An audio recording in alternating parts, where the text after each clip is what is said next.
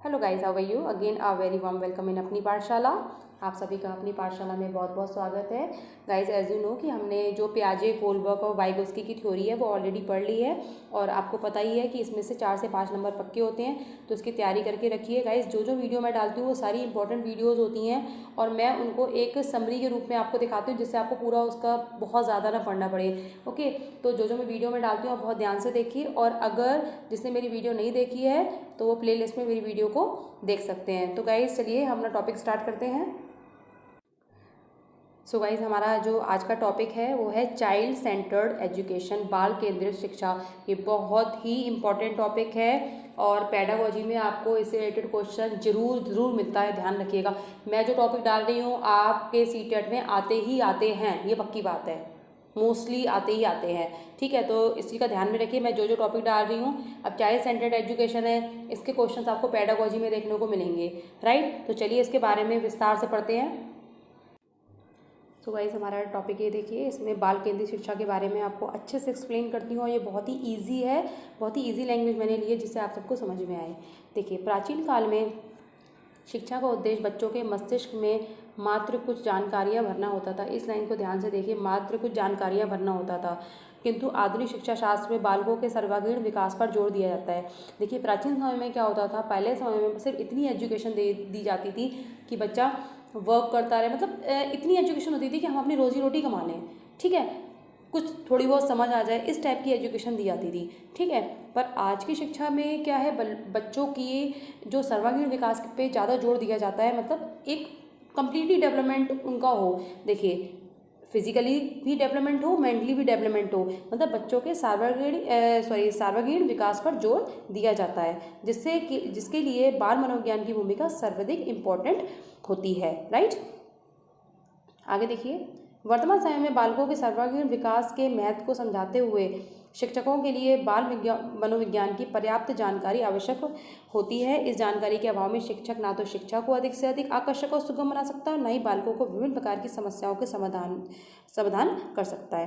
देखिए गाइस, ये बिल्कुल सही है कि आप जो अभी मॉडर्न एजुकेशन है बच्चों की, अगर टीचर को उसके बारे में जानकारी ही नहीं होगी कि हमें किस तरीके की एजुकेशन बच्चे को देनी चाहिए, तो क्या होगा, बच्चे का डेवलपमेंट तो हो ही नहीं सकता, ठीक है ना मेंटली ना फिजिकली। देखो, अगर आपको जो वर्तमान शिक्षा बच्चे को देनी है, तो वर्तमान शिक्षा को सही बनाने के लिए, सुगम बनाने के लिए कौन कौन से तरीके अपनाने चाहिए, इन सब की जानकारी शिक्षक को होना बहुत ज़रूरी है।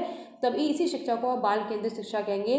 देखिए, सिंपल सी बात है, चाइल्ड सेंटर्ड एजुकेशन का मतलब ही ये होता है कि बच्चों पे सेंटर्ड हो एजुकेशन, ठीक है। तो इसका मीनिंग ही ये होता है, अगर हमें इसके बारे में ही नॉलेज नहीं होगी तो हम क्या पढ़ाएंगे बच्चों को। देखिए गाइस, अभी आपने गीजू भाई का नाम सुना होगा, जो भारतीय शिक्षाविद थे। तो भारतीय शिक्षाविद गीजू भाई की बाल केंद्रित शिक्षा के क्षेत्र में इनका विशेष और उल्लेखनीय भूमिका है। इन्होंने काफ़ी अच्छा योगदान दिया शिक्षा के क्षेत्र में। बाल केंद्रित शिक्षा के बारे में समझाने एवं इसे क्रियान्वित रूप देने के लिए उन्होंने क्या बताया था। देखिए, उन्होंने इससे संबंधित कई प्रकार की पुस्तकों की रचना की, उन्हें बुक्स लिखी, पत्रिकाएँ लिखी, ठीक है। तो उनका साहित्य बाल मनोविज्ञान, शिक्षा शास्त्र एवं किशोर साहित्य संबंधित था। मतलब इसमें आगे देखते हैं, जैसे आज की शिक्षा पद्धति बाल केंद्रित है, ठीक है। इसमें प्रत्येक बालक की ओर अलग से ध्यान दिया जाता है। पिछड़ा, मंदबुद्धि तथा प्रतिभाशील बालकों के लिए शिक्षा का विशेष पाठ्यक्रम देने का प्रयास किया जाता है। मतलब कि हर टाइप के बच्चों के लिए जो एजुकेशन है इस टाइप की होनी चाहिए कि वो बच्चे उनको समझ सकें, ठीक है। आपको पता है कि अगर एक क्लास में बच्चे बैठे हैं तो सबकी मेंटल एबिलिटी अलग अलग होती है, ठीक है। तो उनके लिए पाठ्यक्रम का ऐसा इंतजाम का होना चाहिए जिससे कि अगर जो मंदबुद्धि बालक है वो भी स्टडी कर सके, ठीक है। व्यवहारिक मनोविज्ञान ने व्यक्ति की परस्पर विभिन्नताओं पर प्रकाश डाला है। उन्होंने इस चीज़ को बोला है कि हर बच्चे का आईक्यू, मेंटल एबिलिटी सेम नहीं होती है, जिससे संभव हो सका है कि शिक्षक हर एक विद्यार्थी की विशेषताओं पर ध्यान दें और उनके लिए प्रबंध करें। मतलब उनमें जो क्वालिटी है उस पर ध्यान दिया जाए, और अगर कोई बच्चा मंदबुद्धि है या उसके मतलब कि समझने की शक्ति उसमें कम है, तो उसके लिए अलग से उसकी एजुकेशन का मतलब इस चीज़ का प्रबंध किया जाए कि उसको अच्छी एजुकेशन दी जाए। देखिए गाइस, बाल केंद्रित शिक्षा की विशेषताएं थोड़ी पढ़ते हैं इसमें। किसी भी क्षेत्र में सफलता के लिए शिक्षक को बालकों की मनोविज्ञान की जानकारी होना बहुत ज़रूरी है। इसके अभाव में वह बालकों की ना तो विभिन्न प्रकार की समस्याओं को समझ सकता है और ना ही उसकी विशेषताओं को, और जिसके परिणाम स्वरूप बालकों पर शिक्षक के विभिन्न प्रकार के व्यवहारों का प्रतिकूल प्रभाव पड़ सकता है। ठीक है, ध्यान रखिए, अगर एक टीचर क्लास में पढ़ा रहा है, ठीक है, उसे अपने बच्चे के बारे में जानकारी ही नहीं है, जिस बच्चे को पढ़ाने जा रहा है उसको नॉलेज ही नहीं है कि उस बच्चे का IQ कितना है, उसे कितनी जल्दी समझ में आता है, ठीक है, उसमें उसके अंदर क्या विशेषताएं हैं, कि ऐसा है कि वो हिंदी से ज़्यादा साइंस सब्जेक्ट पसंद करता है या साइंस से ज़्यादा मैथ सब्जेक्ट पसंद करता है। तो इसकी नॉलेज एक टीचर को होना बहुत ज़्यादा ज़रूरी है। और अगर ऐसा होता है, मान लीजिए एक हिंदी टीचर है, बच्चा नहीं पसंद करता, हिंदी 1% नहीं करता, देखिए उसको हिंदी तो पढ़नी है ना, पर पढ़ाने का तरीका होता है, हम उस पर हावी नहीं हो सकते कि वो क्यों हिंदी नहीं पसंद करता। हाँ, अब टीचर को तरीका ढूंढना है कि उसे हिंदी किस तरह पढ़ानी है। अब देखिए, ये बहुत ही इम्पॉर्टेंट पॉइंट है कि बालक के संबंध में शिक्षक को उसके व्यवहार के मूल आधारों, आवश्यकताओं, मानसिक स्तर, रुचियों, योग्यताओं, व्यक्तित्व इत्यादि का विस्तृत ज्ञान होना चाहिए। गाइस, हमेशा ध्यान रखिए कि एक जो टीचर है उसे पता होना चाहिए कि मेरा जो स्टूडेंट है उसको किस सब्जेक्ट में इंटरेस्ट है, उसका IQ लेवल कितना है, उसकी मेंटल एबिलिटी कितनी है, उसकी नीड क्या है, ठीक है, उसमें कौन सी योग्यता है। ऐसा तो नहीं है कि अगर वो पढ़ाई में वीक है तो खेल कूद में बहुत ही अच्छा है। आपने क्या जानने की कोशिश की है? जानने की कोशिश करनी पड़ती है कि अगर बच्चा पढ़ाई में अच्छा नहीं है तो या खेल कूद में अच्छा है, या पढ़ाई में किसी पर्टिकुलर विषय में अच्छा नहीं है तो क्या दूसरे विषय में अच्छा है। इसकी जानकारी टीचर को होना बहुत ज़्यादा ज़रूरी है, क्योंकि शिक्षा का उद्देश्य ही बालक के व्यवहार को परिमार्जित करना होता है। अतः शिक्षा बालक की मूल प्रवृत्तियों, प्रेरणाओं एवं संवेगों पर आधारित होनी चाहिए। ठीक है, उसकी आदतों पर। मोटिवेशन किस चीज़ से होता है, वो बच्चा, हम टीचर को पता होना चाहिए। ठीक है, कि एक हमारी क्लास में बच्चा है, अगर वो पढ़ने में इंटरेस्ट नहीं रहा तो मोटिवेट किस चीज़ से हो रहा है, किन बातों से हो रहा है, वो टीचर को उस चीज़ की नॉलेज होना बहुत ज़्यादा ज़रूरी है। अब देखिए गाइस, शिक्षण की विधियाँ, टीचिंग मेथड्स। देखिए, बच्चों को पढ़ाने में बाल मनोविज्ञान में या मनोविज्ञान में शिक्षण विधियों का प्रयोग किया जाता है, टीचिंग मेथड्स का प्रयोग किया जाता है, राइट। अब देखिए क्या बताना चाहते हैं टीचिंग मेथड के थ्रू ये। ठीक है, शिक्षा शास्त्र शिक्षक को यह बतलाता है कि बालकों को क्या पढ़ाया जाए। मेन क्या होता है कि बच्चों को क्या पढ़ाया जाए, परंतु असली समस्या क्या है, ये हम सभी जानते हैं कि कैसे पढ़ाया जाए। समझे ना आप? पॉइंट को ध्यान से सुनिए कि क्या पढ़ाया जाए, ठीक है, सही है टॉपिक, पर मेन बात क्या है, कैसे पढ़ाया जाए। क्या पढ़ाया जाए वो तो हम टॉपिक निकाल ही लेते हैं, हमें क्या पढ़ाना है। मान लीजिए मैं आपको अभी पढ़ा रही हूँ तो मैंने टॉपिक निकाल लिया क्या पढ़ाया जाए, पर कैसे पढ़ाया जाए ये मुझे सीखना है ना। ये मुझे सीखना है कि मुझे कैसे पढ़ाना है। अगर मैं आपको पढ़ाने में तरीके में रुचि नहीं होगी, इंटरेस्ट नहीं होगा या अच्छा टॉपिक नहीं होगा तो आप नहीं पढ़ेंगे। तो ध्यान रखिए, टीचर्स को हमेशा ध्यान रखना चाहिए कि बच्चे को कैसे पढ़ाया जाए। ओके, सबसे बड़ी बात यही होती है। कई बच्चे पढ़ते नहीं हैं तो कैसे पढ़ाएंगे उनको, पढ़ाने का तरीके ढूंढने होते हैं। शिक्षण विधियों से हम पढ़ाते हैं बच्चों को। इस समस्या को सुलझाने में बाल मनोविज्ञान बहुत ज़्यादा हेल्प करता है। बाल मनोविज्ञान सीखने की प्रक्रिया, विधियों, महत्वपूर्ण कारकों, मतलब कि प्रोसेसिंग को बताता है, विधियों को बताता है, कारकों को बताता है, लाभदायक और हानिकारक दशाओं को बताता है कि टीचिंग मेथड में कौन सी दशाएं हानिकारक है, कौन सी दशाएं अच्छी हैं, कौन सी रुकावटें हैं, सीखने के वक्र को बताता है और प्रशिक्षण संक्रमण आदि विभिन्न तत्वों से हमें परिचित कराता है। तो एक टीचर को इन सब की नॉलेज भी होना बहुत ज़्यादा ज़रूरी है। इनके ज्ञान से शिक्षा बालकों को सीखने में बहुत सहायता करता है। शिक्षा मनोविज्ञान शिक्षण की विधियों का भी मनोवैज्ञानिक विश्लेषण करता है और उसमें सुधार के उपाय बताता है। देखिए, टीचिंग मेथड जो होते हैं वो एक शिक्षा मनोविज्ञान हमारे जो टीचिंग मेथड होते हैं उसमें भी इम्प्रूवमेंट करता है, हमारे पढ़ाने के तरीकों में इम्प्रूवमेंट करता है और उनमें सुधार लाने की कोशिश करता है। तो बाल केंद्रित शिक्षा में शिक्षण विधि को प्रयोग में लाते समय बाल मनोविज्ञान को ही आधार माना जाता है। ध्यान रखिए, सेंटर्ड एजुकेशन अगर बच्चे पे है तो हमेशा बाल मनोविज्ञान को ही आधार माना जाएगा। अब गाइस देखिए, इसके मूल्यांकन और परीक्षण, इवैल्यूएशन और टेस्ट हमें कैसे हेल्प करते हैं। ठीक है, देखिए टेस्ट लेते हैं ना बच्चों के, जब बच्चों को हम कुछ पढ़ाते हैं उसके बाद टेस्ट लेते हैं, इवैल्यूएशन करते हैं उनका, तो ये हमारे बच्चे को समझने में बहुत ज़्यादा इंपॉर्टेंट होते हैं। शिक्षण से ही शिक्षक की समस्या हल नहीं हो जाती, सिर्फ पढ़ाने से नहीं हो जाती। अब जैसे मैंने आपको पढ़ाने बैठी हूँ, मैंने पढ़ा दिया, टॉपिक कंप्लीट कर दिया, अगर आपके बच्चे को समझ में नहीं आया, क्लास में किसी बच्चे को समझ में नहीं आया तो आपका पढ़ाना बिल्कुल बेकार है।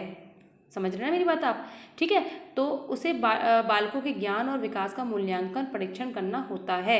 हमें एक टेस्ट के थ्रू, इवैल्यूएशन के थ्रू हम देखते हैं कि हमारे बच्चे ने कितना सीखा, हमने अपने विद्यार्थियों को कितना सिखाया, ये हम टेस्ट के थ्रू देखते हैं, इवैल्यूएशन के थ्रू देखते हैं।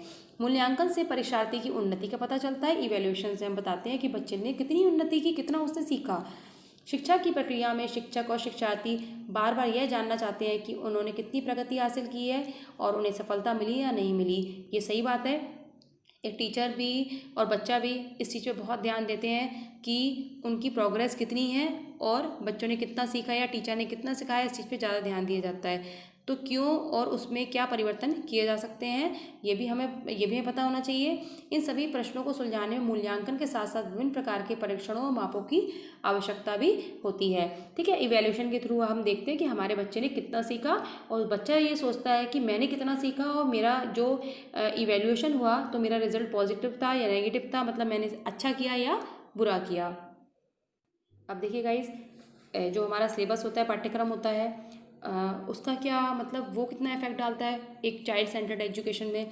देखिए, समाज और व्यक्ति की आवश्यकताओं को पूरा करने के लिए स्कूल के पाठ्यक्रम का विकास व्यक्तित्व विभिन्नताओं, प्रेरणाओं, मूल्यों एवं सीखने के सिद्धांतों, मनोवैज्ञानिक ज्ञान के आधार पर किया जाना चाहिए।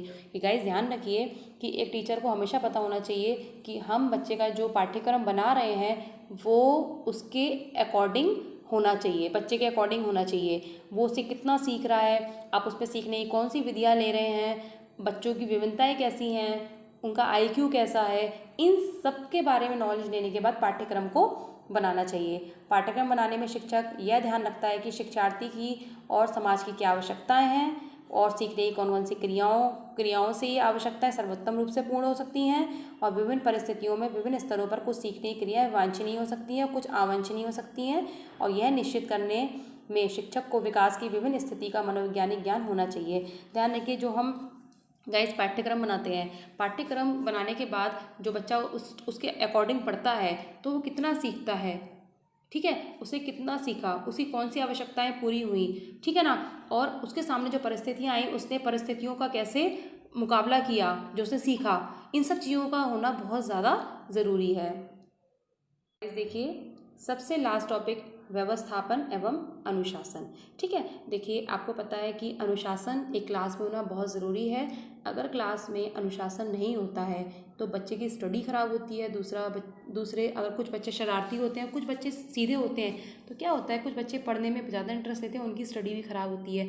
तो ध्यान रखना है कि अगर बच्चा कोई क्लास में शरारती है तो उसकी भी स्टडी पे ध्यान देना है, क्योंकि उसकी स्टडी भी ख़राब हो रही है, क्योंकि वो अपना ज़्यादातर समय क्या कर रहा है कि शैतानियाँ करने में बिता रहा है। तो एक टीचर को इस तरीके से व्यवस्था करनी चाहिए क्लास में कि अनुशासन बना रहे। ठीक है, बाल केंद्रित शिक्षा के अंतर कक्षा विद्यालय में अनुशासन व्यवस्था बनाए रखने के लिए बाल मनोविज्ञान का सहारा लिया जाता है।